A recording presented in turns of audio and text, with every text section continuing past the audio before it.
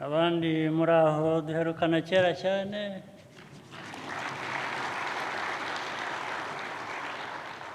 hari abari hano bavutse icyo gihe mperukana na bamwe muri mwe, ubwo nabo twishimye kuba turi kumwe nawe.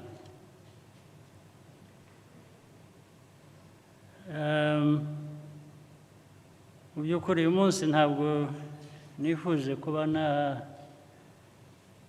nasoma disikuru,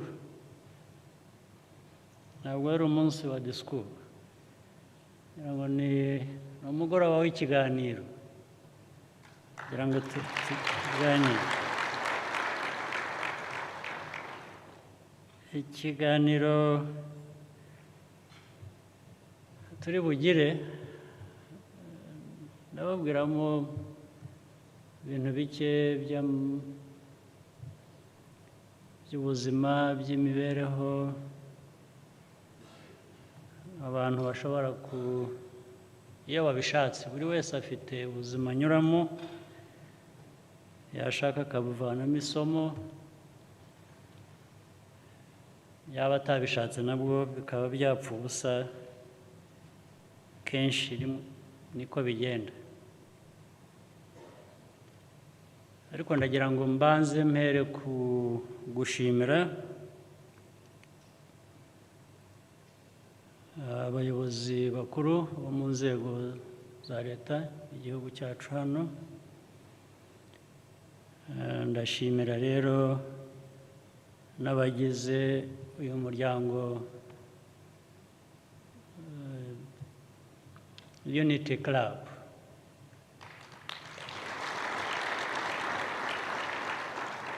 Ndabashimira mwese kubera ko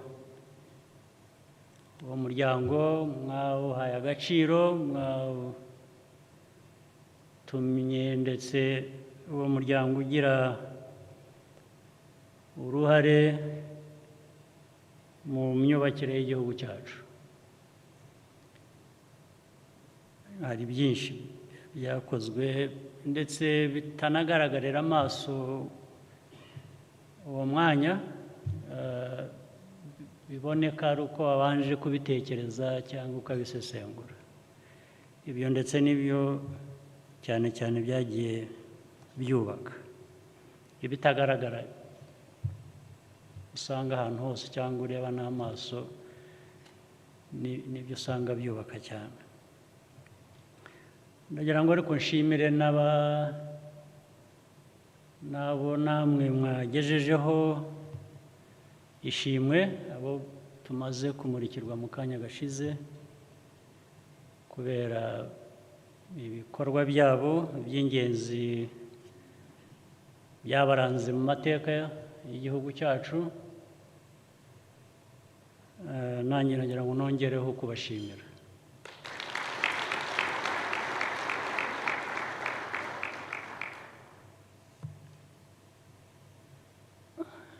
Igituma duteraniye hano cyangwa se icyo nibwira umuryango wa Unity Club wubakiraho,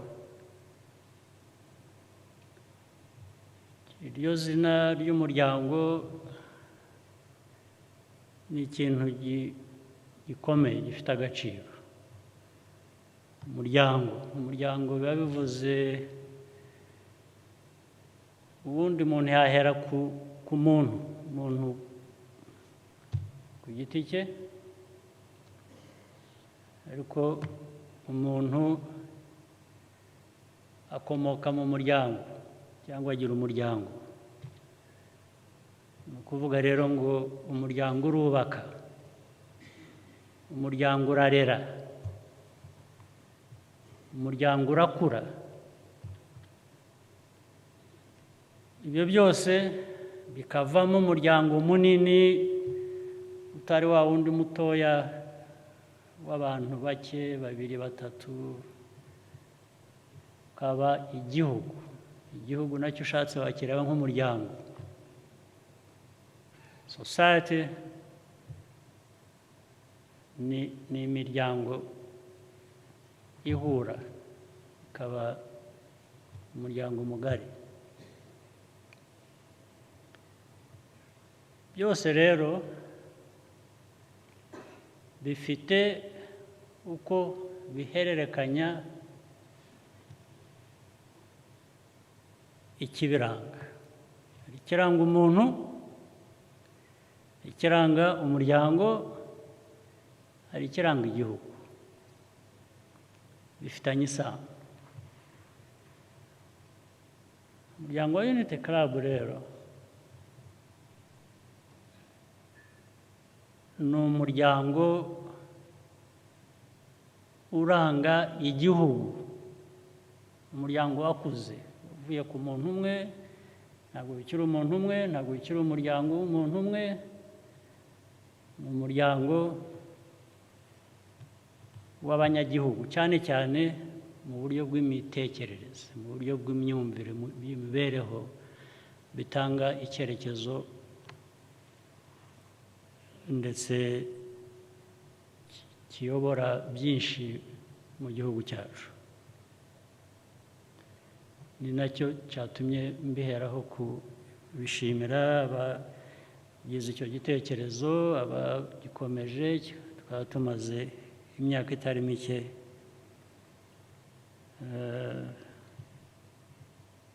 bwa 15 bara buri mwaka. Ni byiza rero.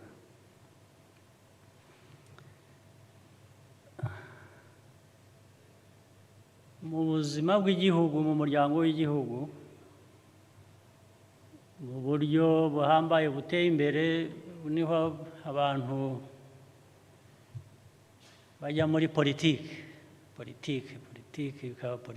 bikaba demokarasi, bikaba ibintu byinshi.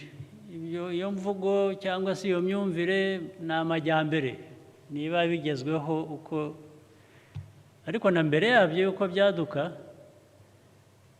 abantu bariho, imiryango yabagaho, n'ibihugu mu bundi buryo butari wenda ubu ngubu bw'imipaka n'iki, nabwo wavuga ko byari biriho.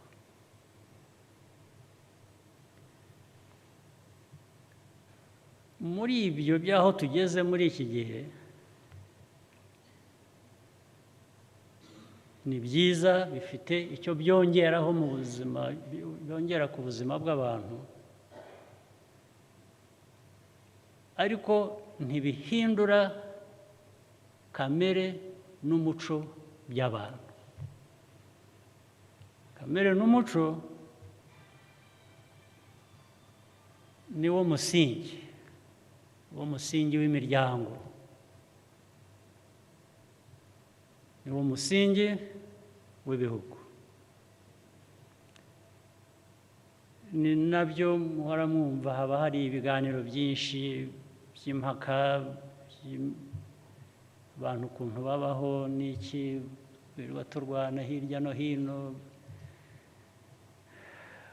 mu kindi gihugu akakubwira ko ukwiye kubaho utya, ukamubwira uti ariko nanjye nsanzweho n'ubundi mfite uko ndiho, nuko tugahora muri izo ntambara. Ibyo ntacyo bitwaye, abantu bahora bazirwana.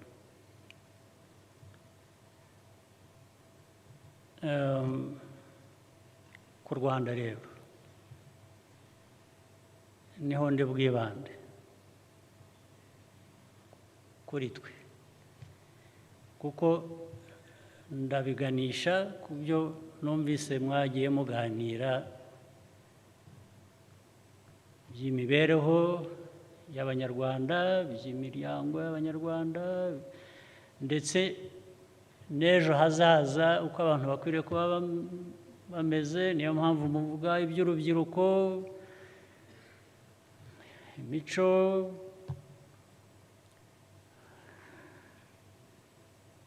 uko ya miryango ikwiye kuba irera abacu, wenda bihereye n'uko twarizwe natwe. Dufite abo turera ubu, nabo bafite abo bazarera ejo. bityo igihugu, imiryango n'abantu bikagera kure. Hari ibintu byinshi nashaka kuza gutangaho ingero, ndagerageza kubihina.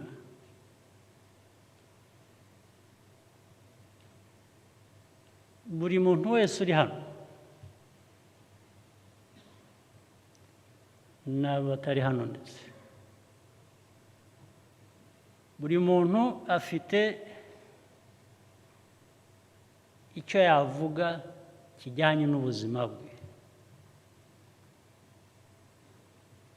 Buri wese hano byamubayeho, byamugizeho ingaruka mbi, cyangwa se byamuteye imbaraga kuba muzima, akaba umuntu muzima,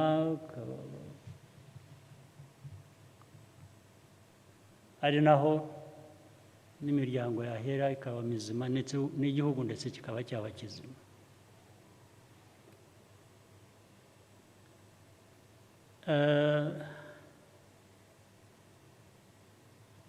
Njya nibuka muri uru rugendo rwo gushyiraho Unity Club,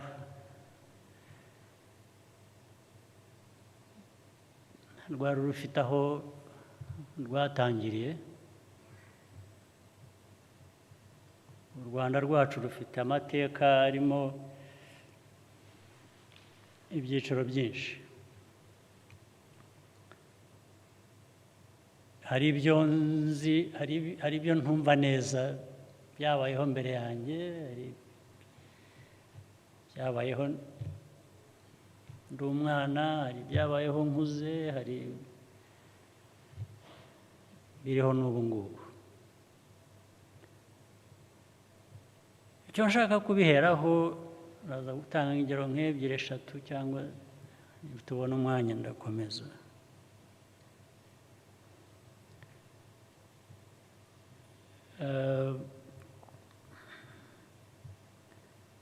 Reka mbanze mpere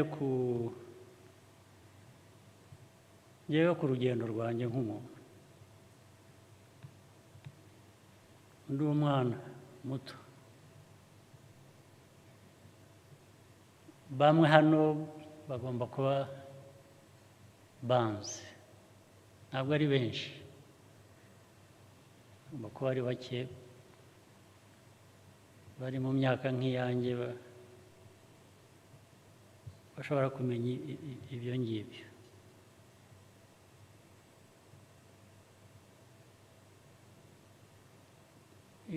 Twabaye impunzi, umuryango wanjye warahunze mfite imyaka 4 aho ngaho.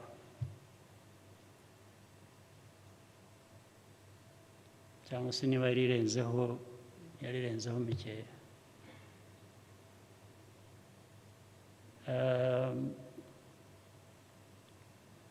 Duhunga uko abantu bose bahungaga. Iyo abantu bahunga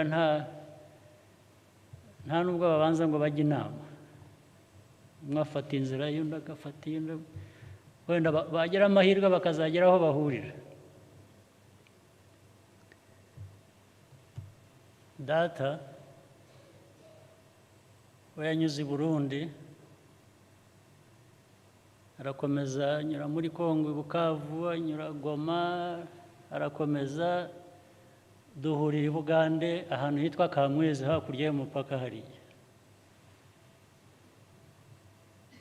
Maze amateka ni ikintu cyiza cyane, kandi isi ubanza ari ntoya cyane.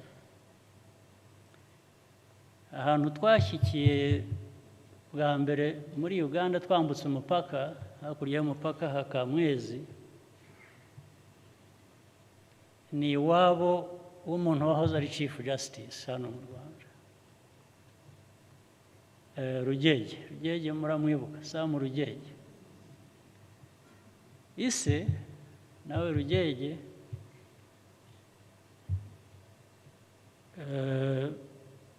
twambutse umupaka twakodesheje inzu ye ntabwo nanjye nishyizemo ngo twarakodesheje ntabwo nari mpari gusa ariko bakodesheje ntabwo mbarwamo niho twabaye igihe mbere y'uko tujyanwa mu kampu murankore ahantu za Isingiro bitaga Nshungerezi niho twabanje tuvuye aho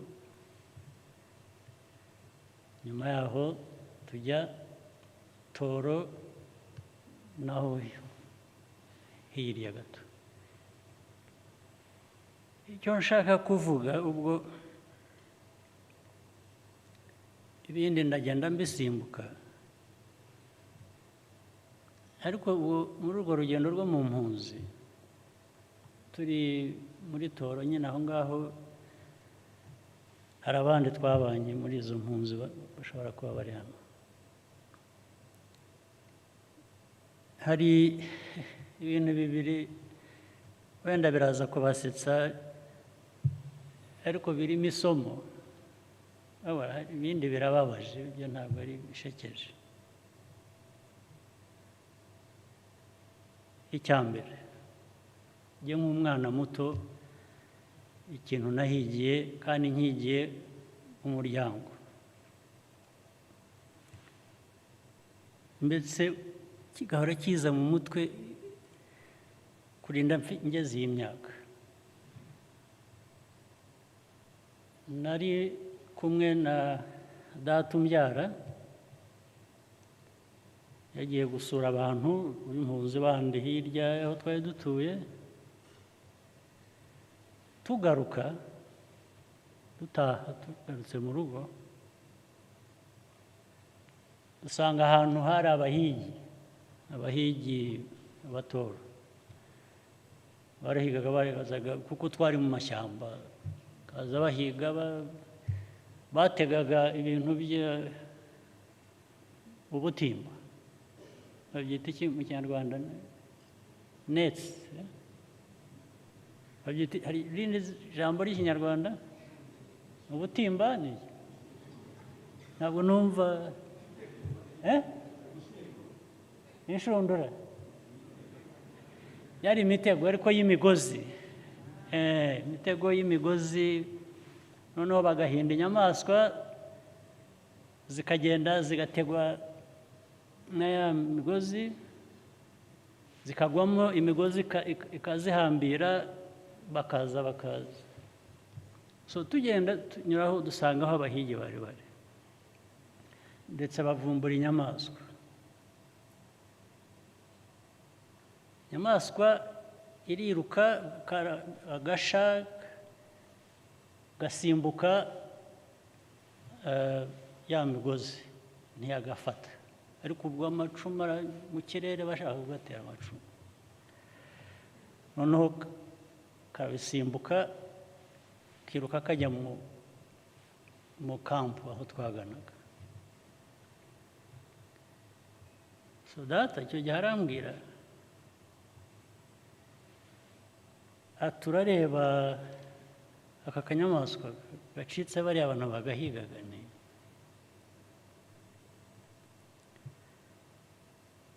ati buriya ati ntuzi ko dufite ibibazo mu mpunzi hano tutagira n'ibyo kurya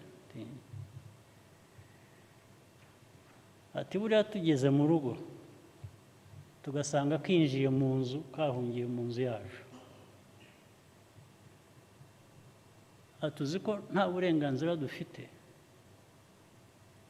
bwo kugafata ngo tukabage tukarye kubera ko dushonze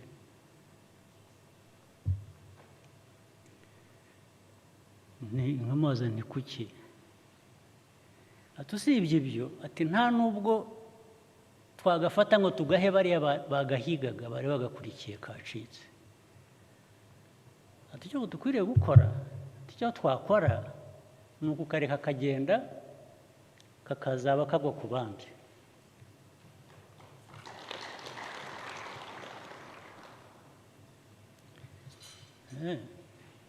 buri gihe icyo kintu cyakomeza kukinza mu mutwe kugeza n'uyu munsi.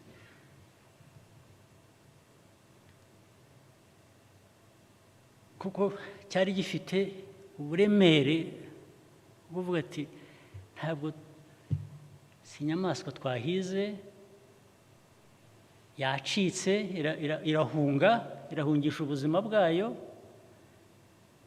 igize amahirwe icitse abayihigaga, yinjiye mu rugo. Ntabwo ni ukuvuga ngo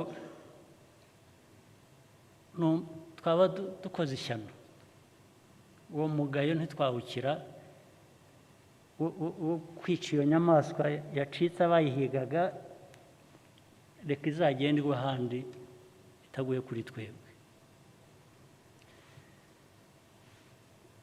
ubwo urumva ni ku nyamaswa, ariko noneho ku bantu byo bigomba kuba bifite uburemere bwinshi burenze.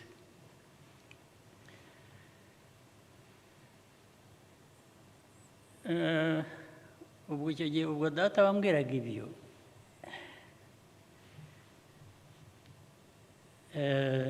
yashaje mfite imyaka mikeya muri 72.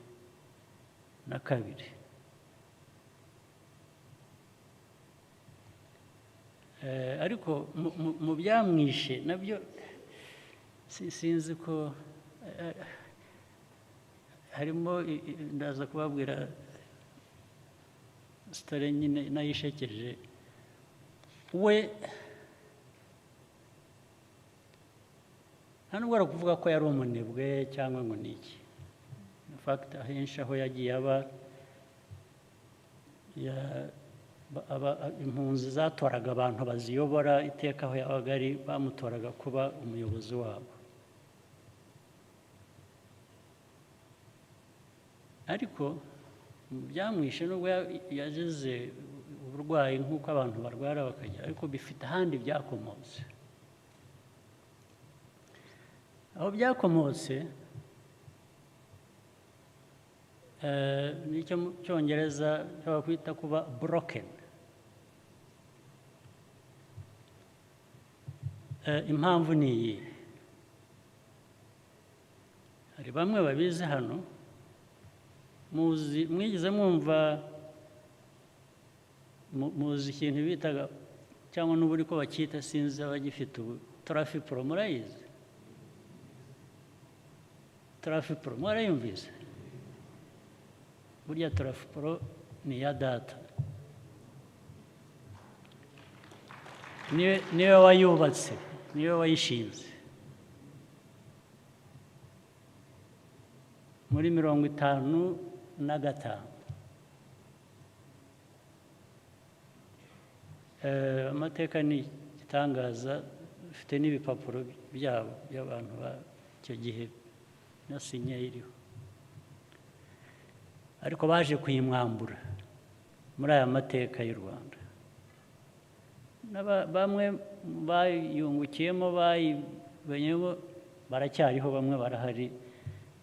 Hari n'abo nagerageje kwegera ngo mbabaze n'ayo mateka bakampunga, ahubwo ntibashake kuyambwira. Ariko hari n'abandi bayambwiye. Ariko harimo abantu bamwe mushobora kuba muzi. Ubwo data amaze kuyishinga, yasoshetinze, yashyizemo abantu bitwa, hari umugabo witwa Gaposho, ngira ngo bamwe muramuzi. Se yitwa Mbuguje, akaba Murara ntabanza atakiriho. N'abandi yayishinze, nibo bayishinze, n'amafaranga arahari yayishyizemo, n'abandi ko yabazanye mu rutonde rwabo bari nka 7. Abo nibuka nabo 2, Mbuguje na Murara. Igihe cy'ubukoroni abantu kwa Bakayibanda n'Ababiligi n'Abasuwisi barayifata, yari yayubatse, bayimwambuye muri 58 cyangwa 9, 58 ngira ngo. irakura abayizi kera nabwo muri 77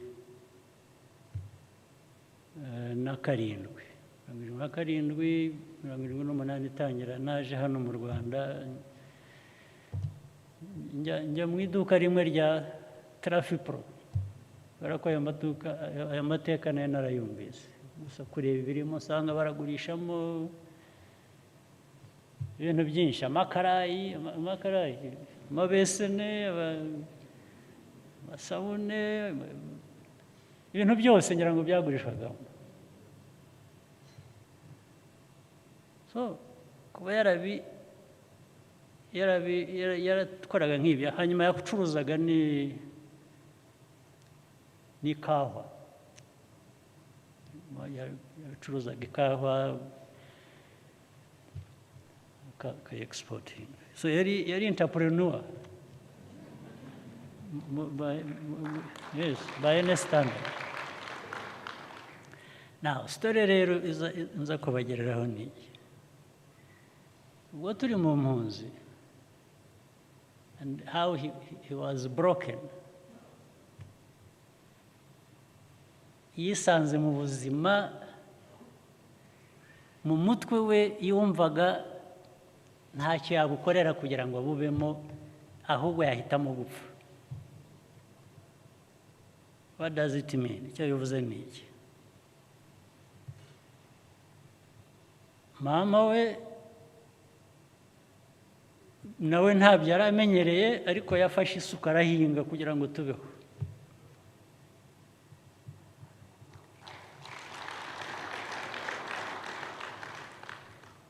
Data biramunanira avuga ati ntabwo nahinga simbizi sinzanabigerageza njyewe kwanza byabaga byabonetse yarabanza akareka twebwe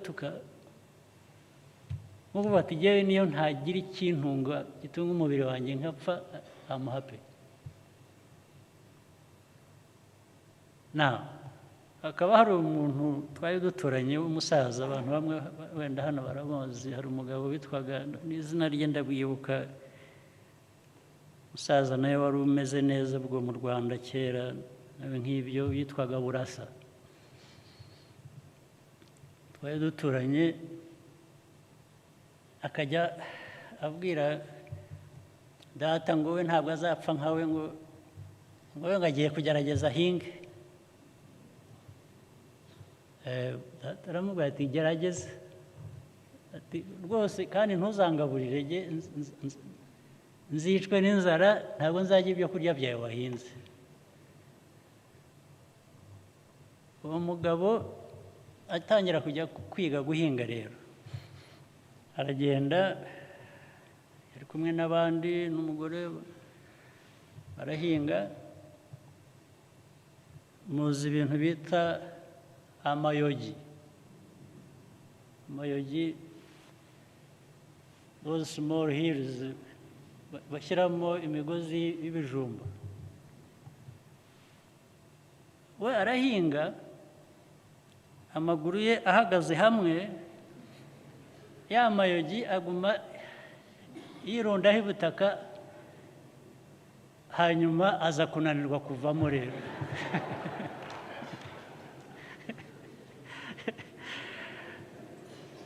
Ariko akakomeza agahinga akabona abandi bo barakomeza baravamo. Ageze aho ahamagara umugore we n'abandi bari kumwe bahinga, avuze induru arirahira ngira ngo yarahigaga niba ari Kitatire niba ari nde, ati avuga izina rya data ati yarambwiye ati none kambayeho ati.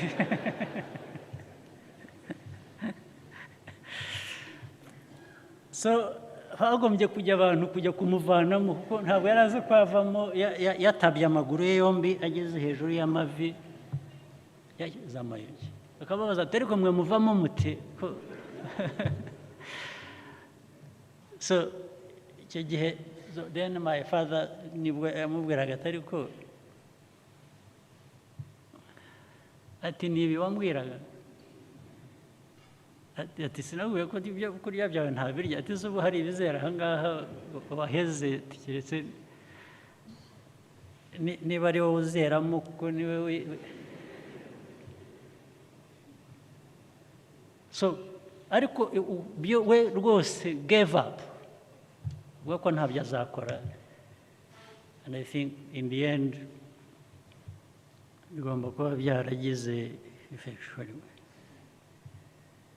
Ibi byose ndabivugira iki cyangwa icyatumye mbibabwira ni iki mu buzima bw'umuntu mu buzima bw'umuryango mu buzima bw'igihugu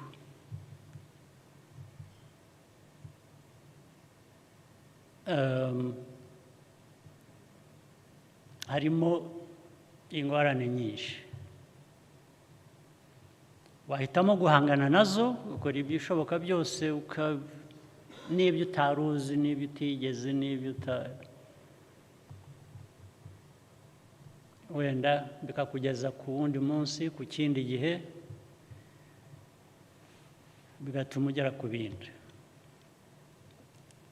cyangwa se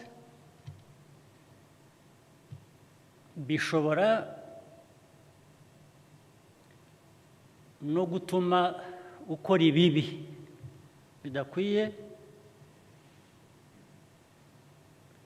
wenda niyo byakurengereza iminsi byakurenza iminsi imbere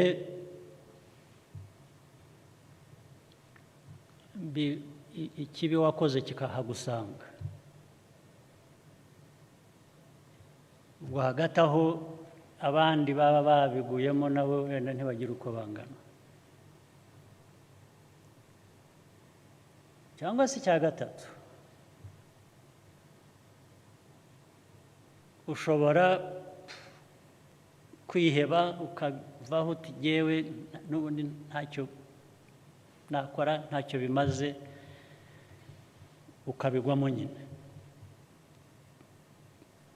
ni ukuvuga rero ngo iteka abantu bagira amahitamo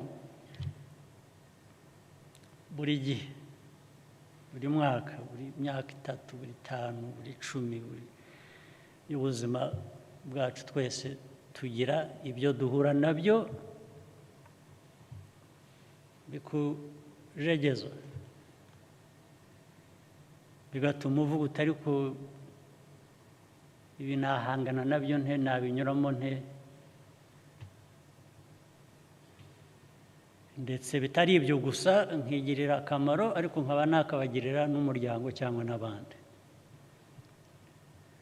ni ubuzima bw'amahitamo iteka ngomba guhitamo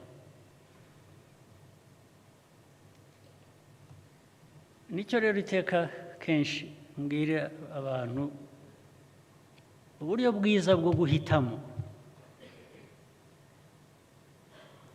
ntabwo ari ugutegereza ukubwira ukubaza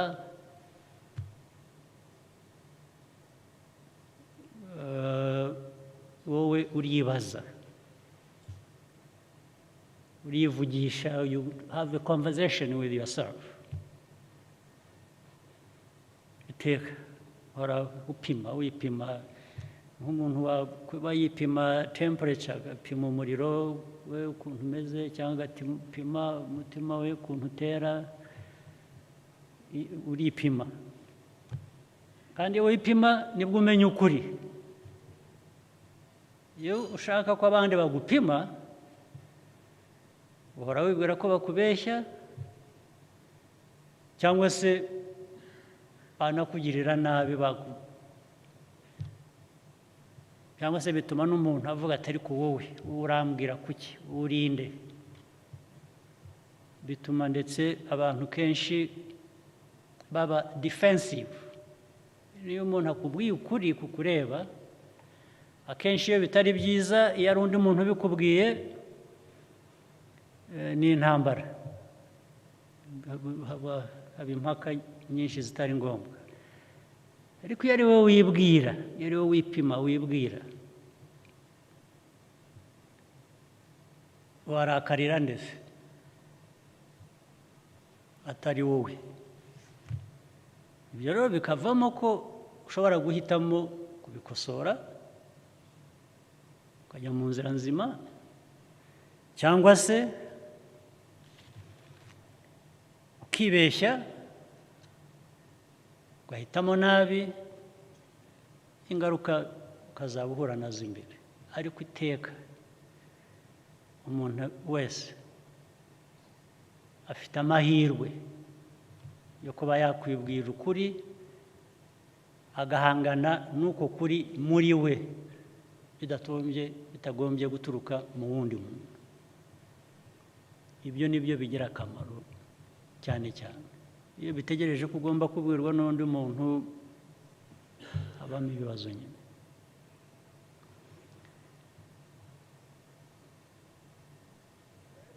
Nibyo rero twagiye duhura nabyo muri iyi nzira ya Unity Club. Ndibuka nanone muri leta, mu gavumenti ya mbere twagize guhera 1994,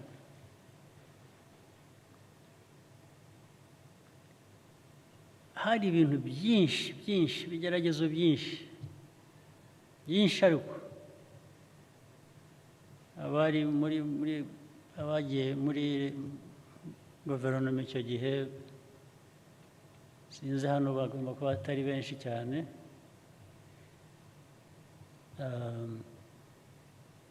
ariko barabizi.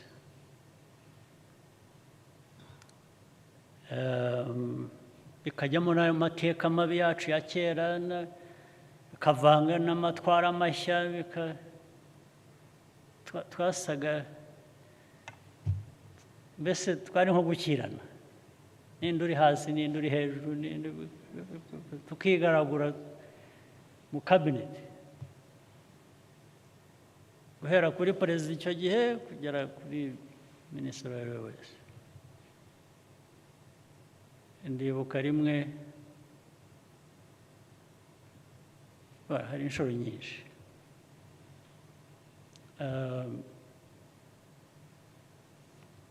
hari umuntu wigeze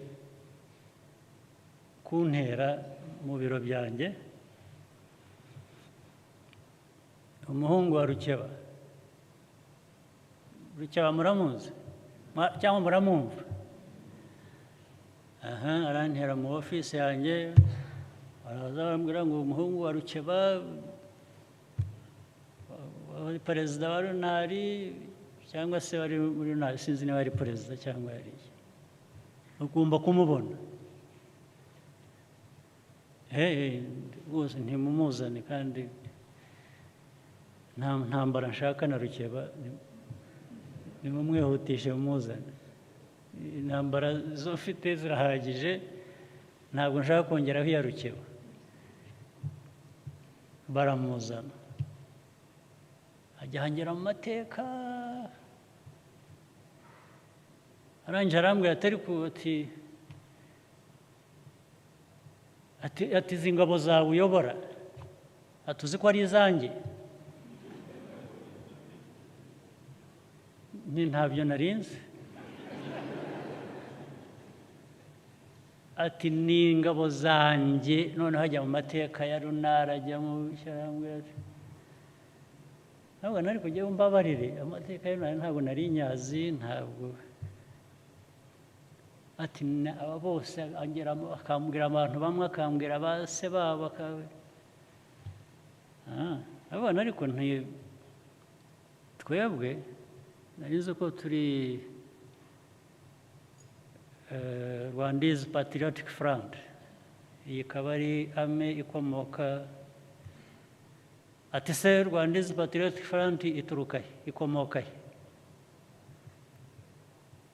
Mubwira amateka narinzi ya RPF. Ati abo bose uvuga nitwe.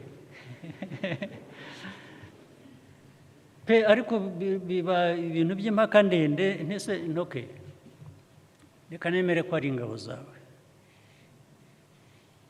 Tubigire turashaka iki? Ati ndashaka nyine ko runari igomba kubona umwanya wayo kubera ko mwakoresheje ingabo zayo nko kuvuga ati nanjye ndashaka umwanya hano wicaye abisubiramo. Hari n'umugabo wankoreraga icyo gihe wajyaga akora translation yitwaga ni Semaragiti Semaragiti naho ubwo ngo aza kundeba yabanje kuko nakoreraga ahantu hari muri Nyarugenge ngira ngo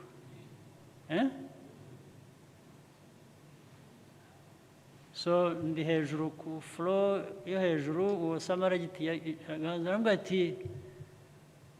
ati ni ikimenyimenyi ati abantu bamwe bagukorera bose ati ni Leonard ni abantu banjye nkande ati witwa Samaragiti ugukorera hano ati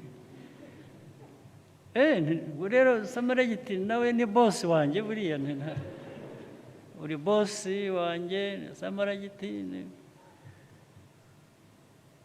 ariko ngeze aho ndamubwira nti reka nkorohereze urashaka iki amaze kumbwira ibyo ngibyo ndamubwira nti rero yewe niteguye kuguha ingabo zawe ukazitwara aho ushaka.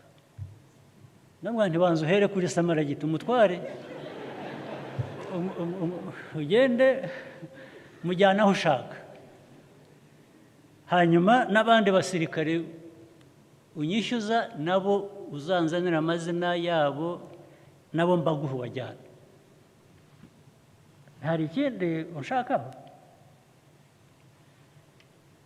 Ni nko kumbwira ati rega nawe ugomba kunyoboka.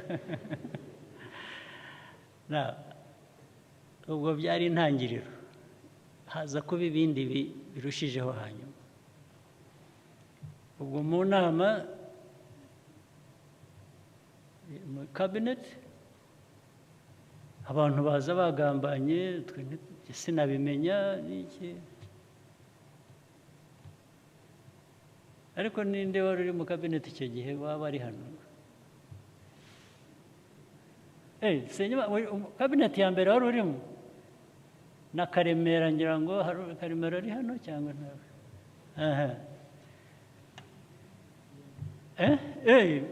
nawe wari uri mu ya mbere ubwo barabyibuka baraza kunyongereraho ibyo ntaza kwibuka cyangwa ibyo ndi buvuge ku buryo butari bwo. Hanyuma tugeze mu cabinet naho abantu bagiye hari conspiracy inama abantu babanje kubishyira ku murongo ibyo biri bugende.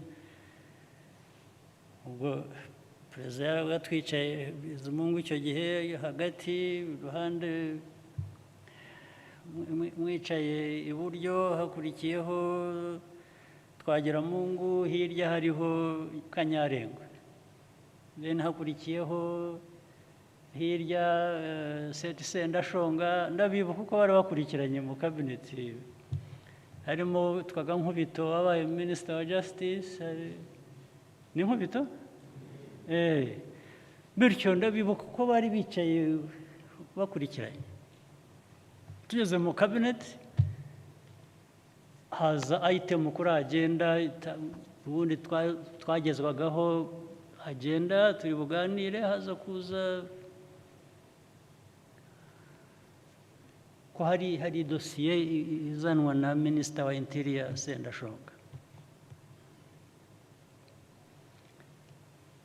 Dosiye iza kuba iya Rukeba na Runari.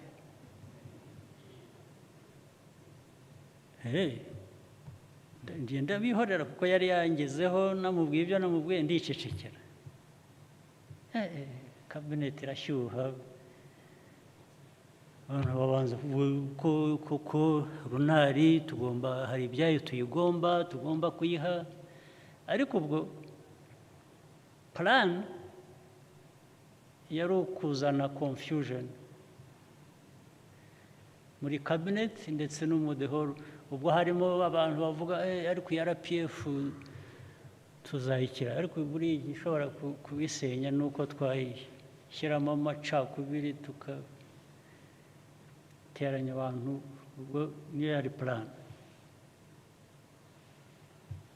So baravuga baraheranya Kanyarengwa ati ariko nibyo ati nibyo ati dosiye ati ibintu biratunganya ati harya ati seta ati tubwira ati bimeze bite. Yari afite fayiro arayifungura asoma ibintu mbese ukuntu bakwiye kuzanamo nabo bagashyiramo bakazana abantu muri leta bakagira runari. Kanyarengwa aramwakira, Twagiramungu aramwakira, nuko n'abandi bankubita baramwakira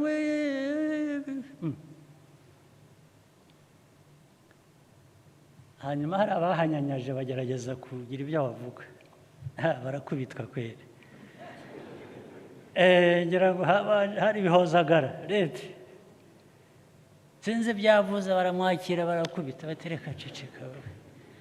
Hakurikiraho Karemera barahonda. Sinzi abandi bagize vuba batari ko ibi bintu muzanye iki gihe batereka ariko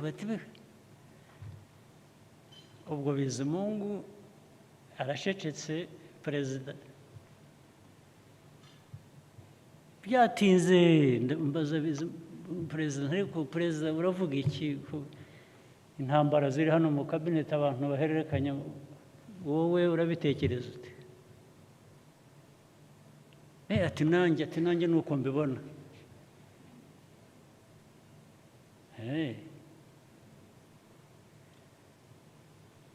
Ndeba mpera kuri Kanyarengwa kandi ubwo yari umuyobozi mukuru wa RPF.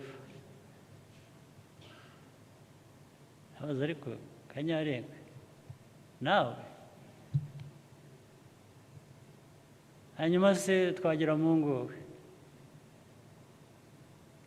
ubu Twagiramungu na Kanyarengwa na Kayibanda nimwe mugiye kurwana intambara z'abatutsi na runari. Iyo cynicism murazana y'icyaha ngaha. Why don't you just shut up? Ni mwebwe mugiye kuzana ibi ngibi. Mbaza president dukiranurega ntubu nawe se uremeranya nabo? Asa n'ucisha make ngira ngo abonye ndabona ariko Kanyari ni cynicism mu cabinet mwazanye. You're just being cynical muri abantu ubu inzira turimo yo kuva muri aya mateka mabi no kugira ngo dutere mwadushubije inyuma imyaka yose na politike yayo. Ubu niho mwagiye twicare tubatega amatwi dukurikize ibyo muriho mutubwira. Ntabwo kandi muri abayobozi mwitwa ko muri abayobozi b'iki gihugu abantu babatezaho amaso. Ubu inzira mudutwaramo niyi. Ubwo ariko bigeze aho ndababwira nti rero ubundi nta kibazo ngera cya to respect people.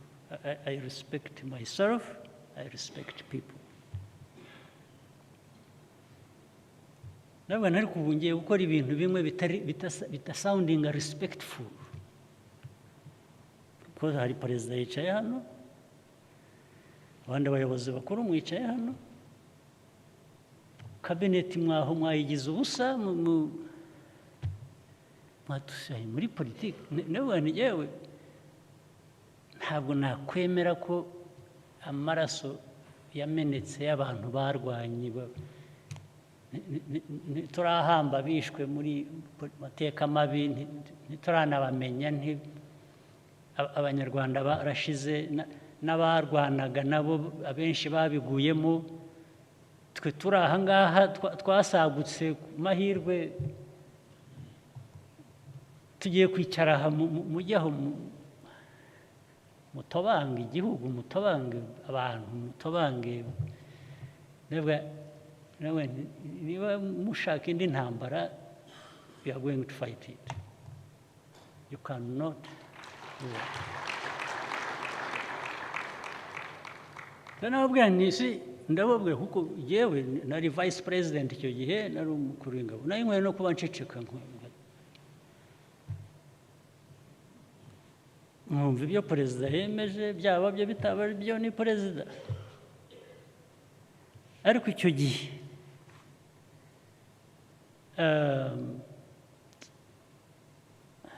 kubera investment of flesh and blood, and I cannot, icyo gihe ntabwo hari abantu baba shy bagira bate. When it comes to certain things, there is no being shy. Nta soni ngo birangiriraho. So ndababwira forget about it. Ariko urabona icyo navugaga ko cyo kugeraho sounding uba nkaho utubaha abantu cyangwa n'abakuru bakurenze. Icyo navugaga ni uko nababwira ngo ntibishoboka, kandi ubwo ndabivuga ndi vice president, hari perezida. Ubundi bigaragara ko ngomba kuba ntarubashye inama cyangwa wari unyoboye icyo gihe. Ariko kubera ubuzima bw'igihugu bwacu bw'abakiriho, kubera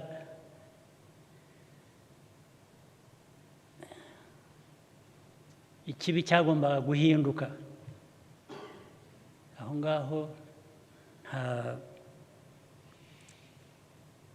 nta kundi byagombaga kugenda.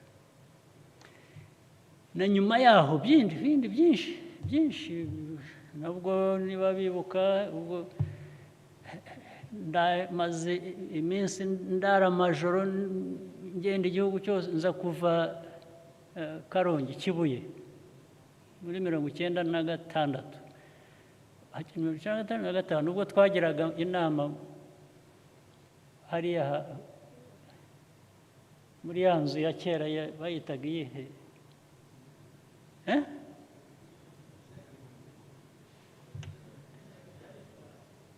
ahantu hari Jari Club, ariko imbere yaho hari iki Senkijuriye. Ubwo naje nazindutse, maze icyumweru ntarakandagira hano, ntaragera no mu rugo. Turi mu ntambara z'abacengezi bava hakurya cyangwa bisha abantu bari hakurya y'amazi muri Kongo na hehe. Ndaza nkigeraho ubwo nsanga hari kabineti muri icyo gitondo, ndagenda nyijyamo uko nakabaye, nayimeze ngira ngo nari ntaranakaraba. Nkimara kwicara ubwo kabineti iraho iruzuye, abantu batangira gucana amarenga, bakagira batya bakavuga Sendashonga atariko arabanza aravuga ngo twagira Mungu wabajije Sendashonga ngo natubwire amakuru mu gihugu ko hameze. Sendashonga arabivuga, arangije avuga noneho aho mvuye, ngira ngo niho hari ni waba hari, nabaga za Kibuye. Aratangira ati ingabo za Kagame, ingabo za RPF zamaze abantu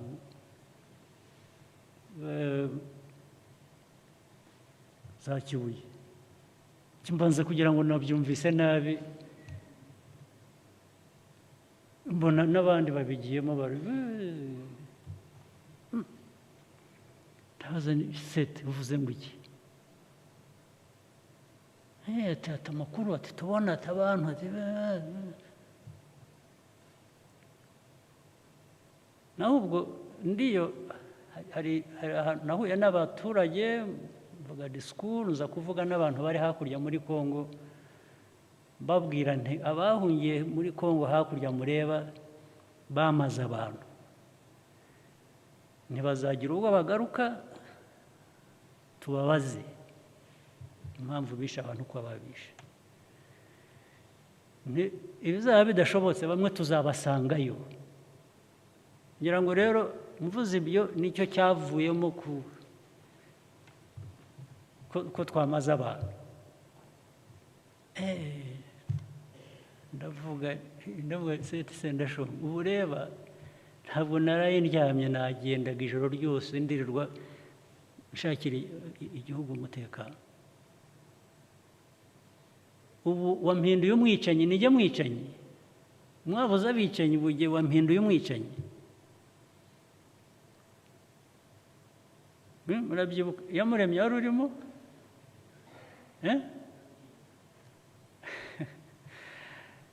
ndashonga nabaye umwicanyi subiramo nka gatatu ariko ni byiza rimwe na rimwe kwigarura burya uzi icyanje mu mutwe ariko mwari mugiye kubigwamo mwese kandi mutabizi naratekereje aba bantu nze bose mbahambire mpere kuri aba ngaba ngende mbashyire ndakubwiza ukuri byanje mu mutwe mbonye bitari byiza bitashoboka mva mu kabineti ndigendera mvamo ngenda n'amaguru n'imodoka zanjye zisigaho ndataha ngo mbanze numve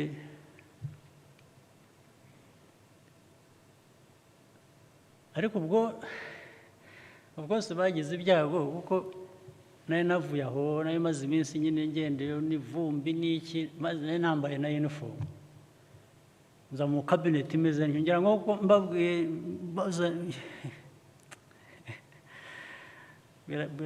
nabajije nk'inshuro eshanu seti mbwira ndi umwicanyi wo kurandeba ugasanga igihe iwanyu maze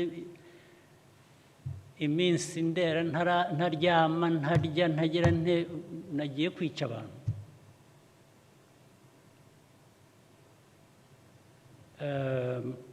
ubwo ni amateka ndagira ngo mbereke aho twagiye tuva n'ukuntu abantu bashobora guhitamo buri gihe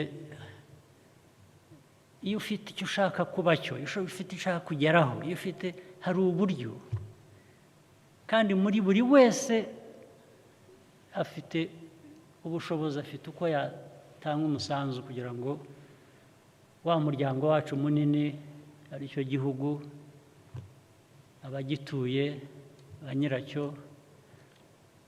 bashobore kubaho neza naho ibindi by'amagambo njya numva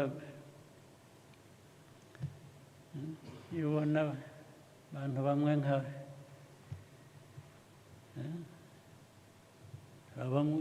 ariko ni byiza kureka aho tugeze icyo gihe wavuga utari ko bashobora kugira bityo bintu ariko ubu aho tugeze nta cyatera umuntu uwo ari we wese ubwoba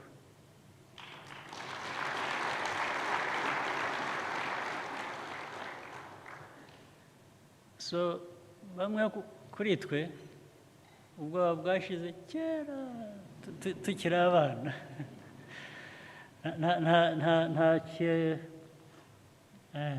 niyo mpamvu tubwirana n'abo bose mujya mubona bigira ibitangaza ntawe nzasanga ahandi ariko uwansanga hano twahabana ku bwacu noti kubwe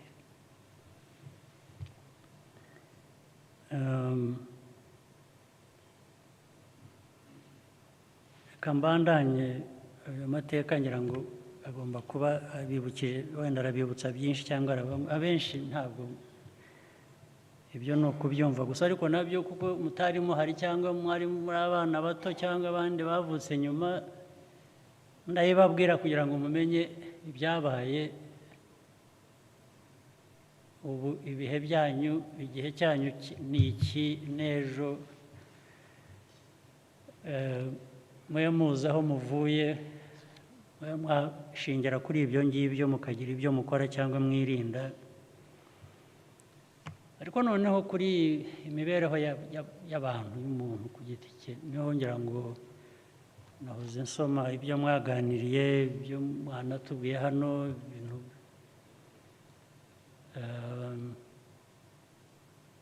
by'abana bajya mu biyobyabwenge, bajya mu nzoga, bajya ibintu byinshi, bimwe birimo na criminality, birimo gukora ibyaha bimwe biremereye bituma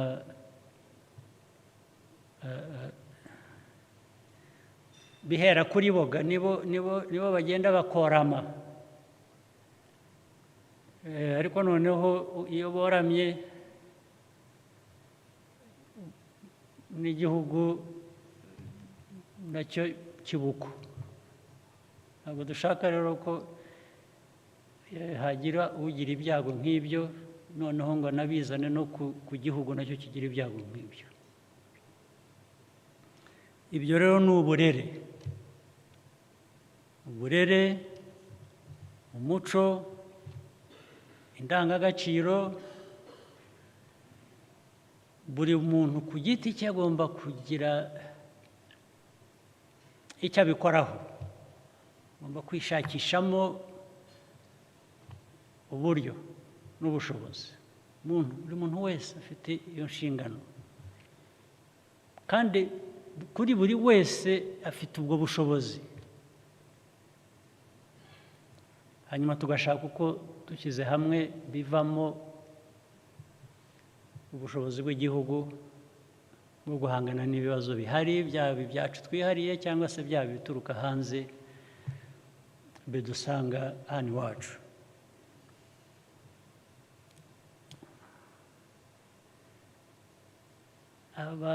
Abakuru rero, hari kwita ababyeyi, hari confusion, hari ikibazo. Ababyeyi bamwe bitiranya amajyambere bakajya mu majyambere bikavuga ko urekera iyo buri wese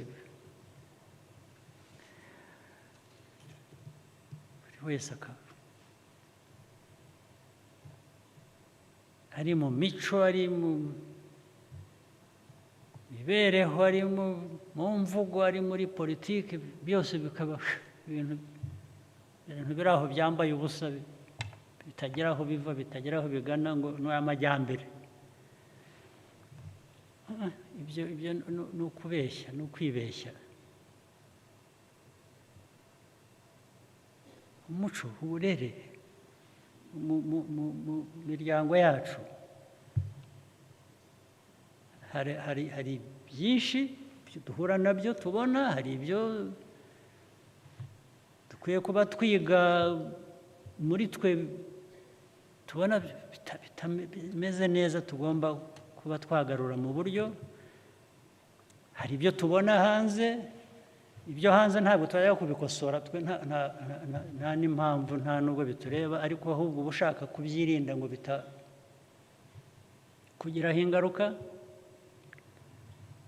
kugira ngo ibibi ubikumire, ibyiza ubyige, ubizane, byongere ku byawe byiza, ugere kure.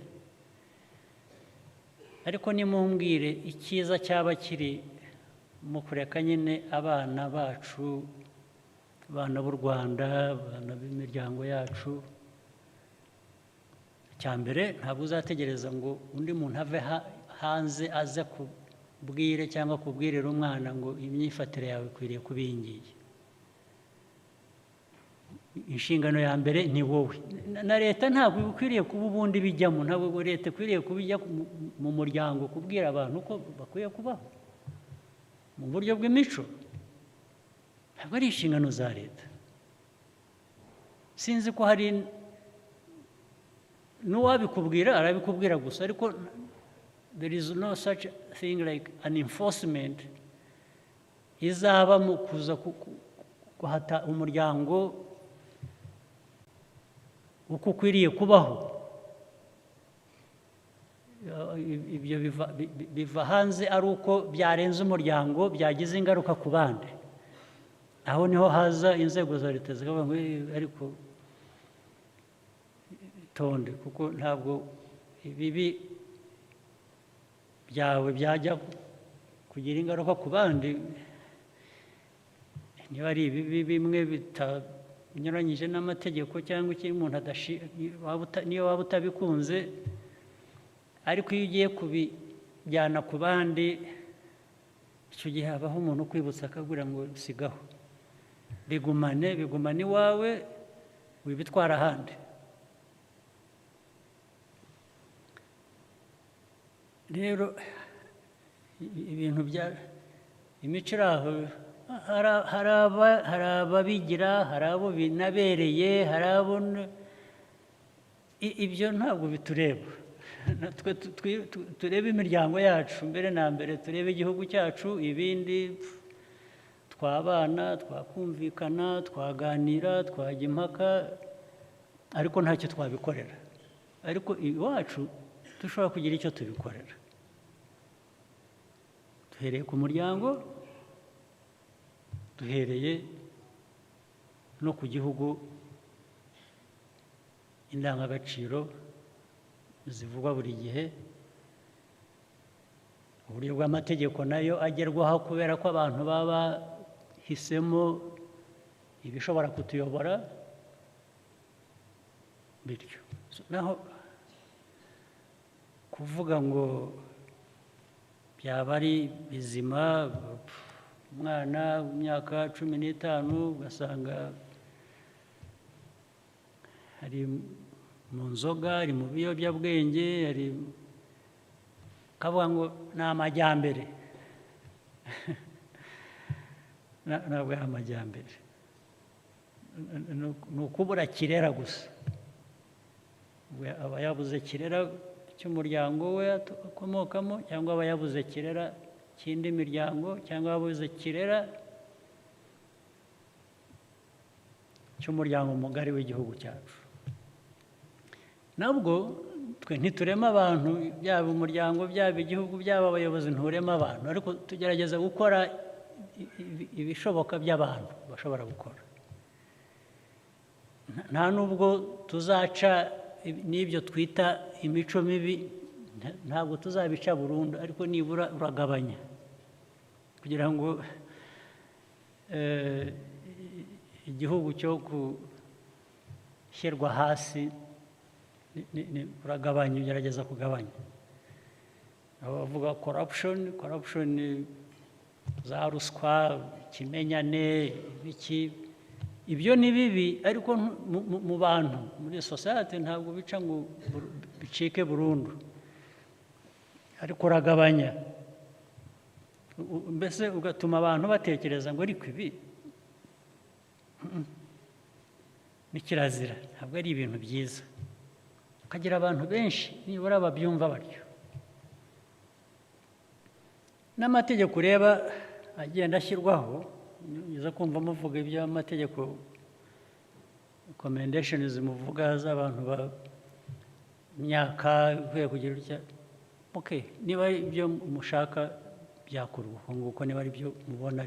Ariko hari ikindi, aya mategeko ntabwo azafasha kurangiza icyo kibazo.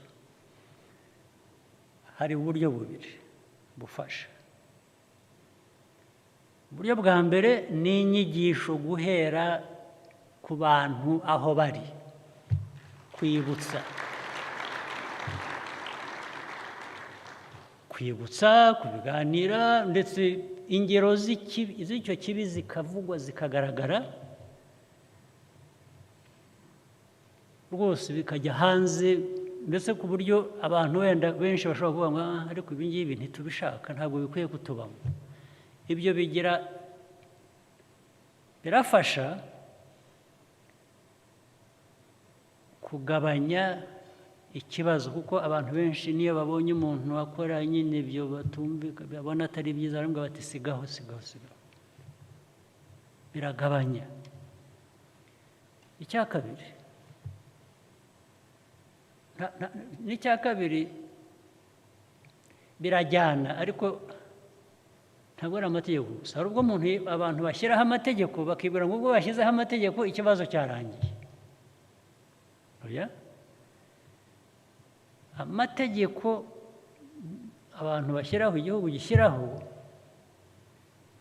arafasha, ariko igifasha kurusha ni ukuyubahiriza, ni ukuyashyira mu bikorwa, ni ugukurikirana. naho ushobora gushyira amategeko meza mu bitabo ariko ntihagire ari abayashyira abakurikirana enforcement,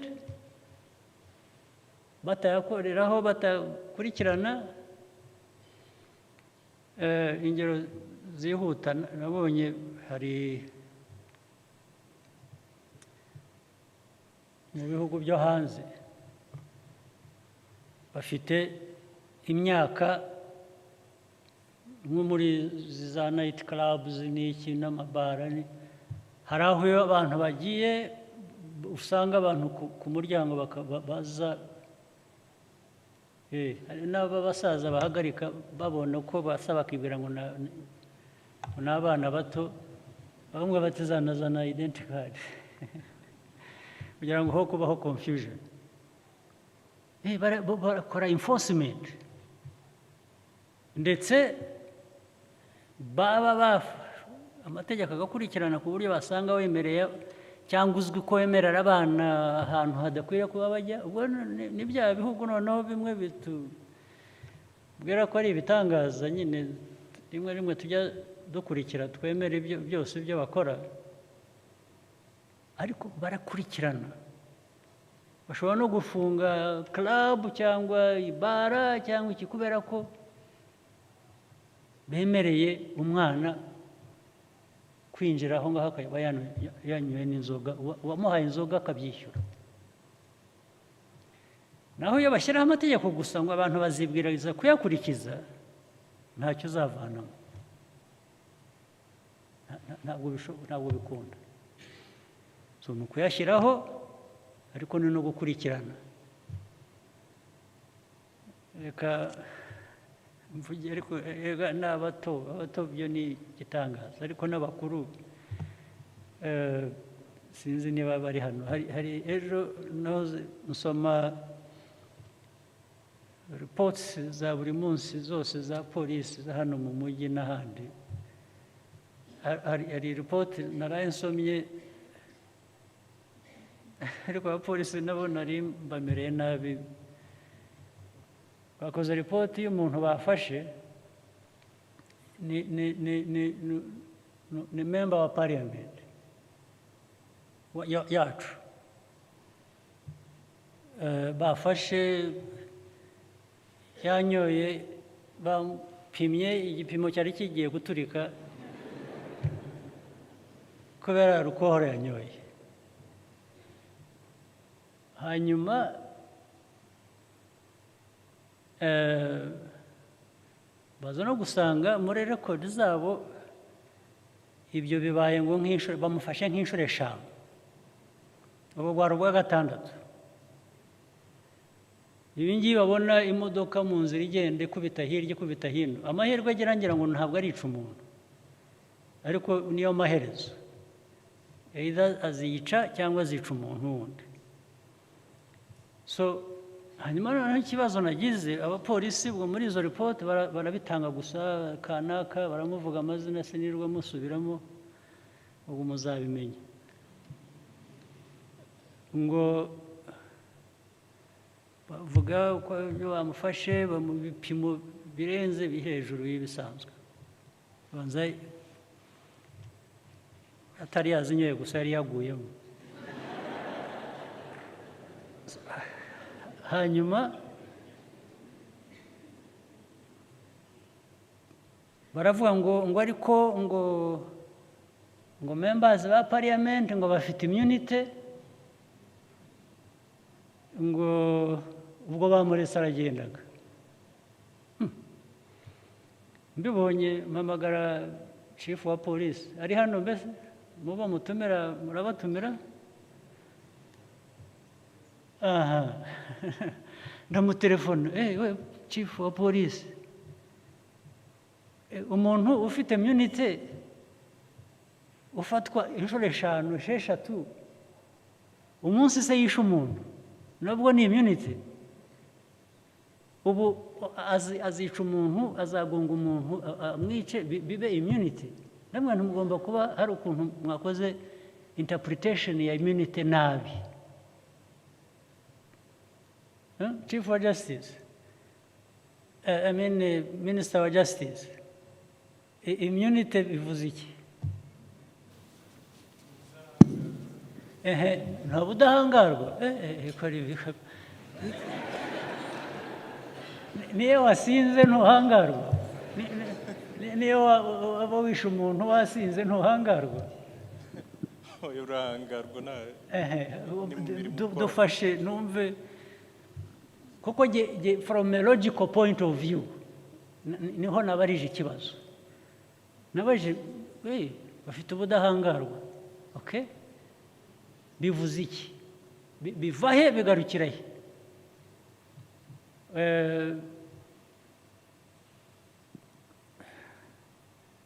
sobanurire immunity bivuze iki kuko hari ibyo nagerageje kumubwira ndagira ngo numve ko ari byo namubwiye nticyambere genda umupolisi nkoresheje amategeko ariko nkakoresha na logic niba afite ubudahangarwa icyo bivuze ntabwo mufata ngo mushyire muri prison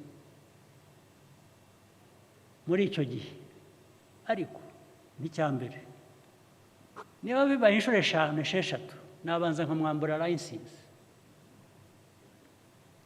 right ndakubwira ibyo ntabwo ndi umunyamategeko ibyo nakoresheje some sense some logic rwose nkamuvanaho ko ndabanza mbwire abayoboye parliament ubwire ngo uyu muntu record ye iraza gutera ibibazo iraza kwica abantu icya kabiri muri traffic regulations nakuvanaho license ntarebye uriwe kuko you are not fit to drive right icya gatatu nabwira parliament nabwira mwipronouncing kuri uyu muntu n'ibyo akora ntabwo twakwemera ko yaba a danger to society kuri ubu buryo so nasanze rero byose ntacyo bakoze bo baretse aragenda ndababwira sasa mwebwe nimwe muri bujye mu mwanya we nimutareba neza tubwire ubudahangarwa nk'ubwo babu exercising bate Your Excellency sinzi icyo nakongeraho ko wabisobanuye nk'uko amategeko niyo interpretation nongeyeho fine umuca fine penalty ubanza hari amafaranga afite na immunity y'amafaranga kutishyura oya so nagira ngo ramenye aho ubwo budahangarwa buhera naho bugarukira yes iyo umuciye fine akabyanga ubwo bigomba kujya muri court ubwo ngubwo akajya kubiburanira ubwo ngubwo nicyo biba bisobanuye by the way hari ni byinshi byaraye bibaye nuko nyine amategeko aradufasha tukitonda babanje kumubaza n'uwo ari we yanga kubabwira abaye intambara yanga kubabwira mbaza polisi none se icyo gihe nta immunity afite kuko ntabwo ndamenya uwo ari we. Icyo gihe nakuzirika rwose nkagushyira hanyuma wamara kugeramo wamara gusinduka ukibwira ko ugomba kumbwira uwo uri we. Okay, amusore sa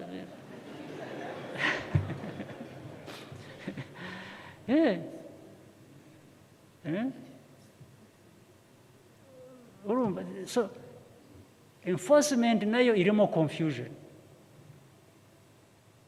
Niba utambwiye uri we ndagupfa agasoni k'ikizi. Actually niyo naba nkuzi ariko wanze kunyibwira, I would pretend ko ntakuzi. Nkabanza nkagera aho nkugeze ukabanza ukumva cyangwa zikabanza zikagushiramo. So ubwo in my policing world yagenda gute? Your Excellency, wabisobanuye, ubanza ugakiza iyo danger y'umuntu wanyoye akarenza urugero ko ntabwo wamwemera ko akomeza kubera ngo afite ubudahangarwa. Ukanamubwira politely akava mu modoka kugira ngo adakomeza ataza guteza ibindi bibazo nk'ibyo mwavuze byo kwica abantu. Hanyuma biba byarabaye kenshi byari byose hari process yo kumuvanaho ubwo budahangarwa ukayikurikiza. Iyo parliament ibyanze ubwo nayo bifite ibibazo, niyo umuntu amaze gufatwa gatanu bakaba bumva batamuvanaho ubudahangarwa kugira ngo akurikiranwe mu nkiko. So uko wari wabikemuye niko amategeko abikora. Yes, police chief ngo namubwiye ubwo ikibazo kindi rero ni iki cyanyu. Ubwo polisi yananiwe gukora ibyo yagiye gukora, ubwo bagiye gukora ibyo nababwiye. By the way, niyo byaba atari byo nakoresheje gusa, baragenda bakora ibyo, byaba ibiri byo byaba bitari byo, baraniwe bati ni perezida wadutumye. Kandi bakwiye kuba bakora akazi kabo, bakwiye kuba banakumva bazi icyo bakora icyo ari cyo. Urumva rero ibi bintu imwicare, urumva ibi bintu biri aho ubwo n'umwana yabona iyo confusion nawe ayinyuramo nta. Ariko as a society nka Unity Club, nk'ababyeyi, nk'abamiryango, kuki tutagerageza koroshya ubukana bw'ibi byaha cyangwa imico mibi cyangwa iki, tugashaka uko tubigabanya tukaba. Sinzi niba hari abandi tuzi bameze neza muri ubwo buryo dushaka kwigana cyangwa dushaka gukurikira, ntabwo mbizi. Ariko ngira ngo natwe dushobora kwihitiramo ibitubereye, ibyo twumva ari byo, tukabijyaho impaka, tukabiganira, ndetse tukiga no mu by'ahandi uko bagenza ibintu bimwe na bimwe, ariko twe tureba ibyacu, tureba iwacu, tureba umuco wacu, kugira ngo dushobore kugira imiryango idahungabanywa n'ubusa. Ntabwo ahantu ibyaha bikwiriye guhabwa intebe ngo, kandi iyo byabaye bityo no muri politiki bigeraho bikajyamo. Rero nicyo kibazo. No mu mico yacu, no mu niho haba corruption, niho haba abayobozi, aho kugira ngo bakorere abo bayobora babagezeho ibibagenewe, bakorane nabo, babagira inama, ugasanga ahubwo ibikwiye kuba bijya mu baturage, abayobozi baratwara igice kimwe bakakirundaho, ikindi bakabasaranganya abo baturage, nuko bakaviramo aho. Niko bigenda bihererekana gutyo. Unity Club rero cyabereyeho ngira ngo nicyo, ni ukudufasha kudushyira hamwe,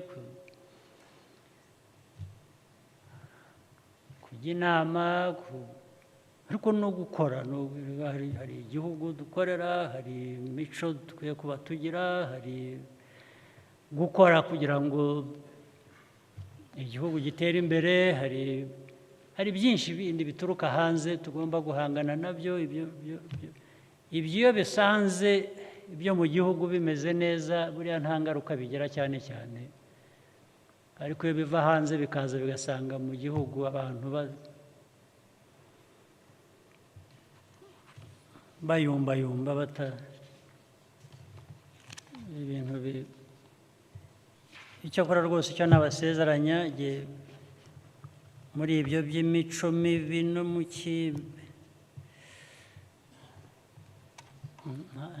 ntabwo numvikana nabyo, ntabwo dukwiriye kumvikana nabyo.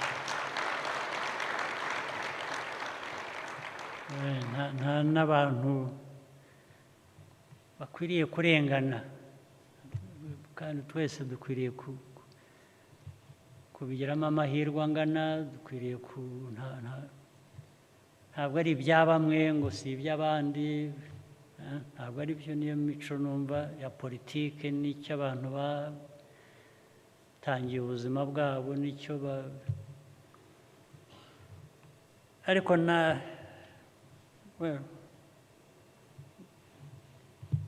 ngira ngo natinze, reka ngabanye amagambo, ariko nimwe mwanyihamagariye.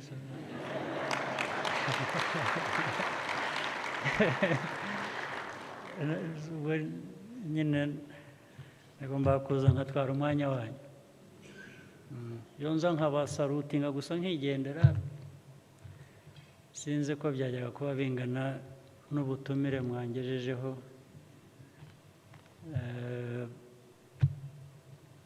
Dukomeze rero umuryango wacu wa Unity Club, dukomeze imiryango yacu, imico yacu, abana bacu tugerageze kubarera uko bikwiye,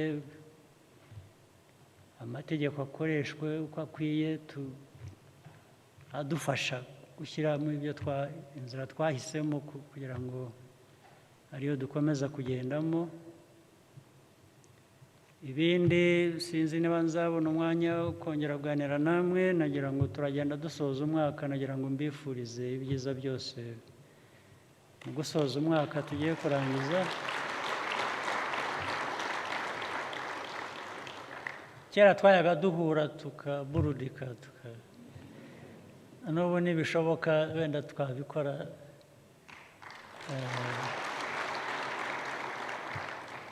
Ntimuzanyibagirwe, imyaka ntabwo irarenga, turacyashobora kwidagadura hamwe. Mugire amahoro y'Imana.